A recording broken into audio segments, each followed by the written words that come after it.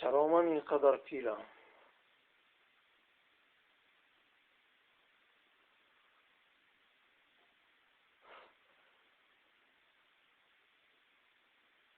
من ثانیه آخرین تمامی بوده شدم و به او میفرستادم.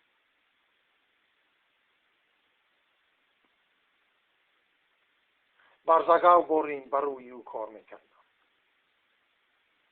خودمان گرسنه میگشتیم و از تین هزارها سون جمع کرده به او میفرستادیم.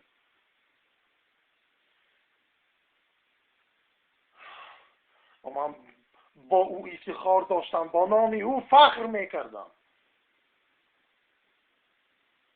هر آن چیزی که او میگفت و مینوشت برای من مثل یک داهیانه مینمود.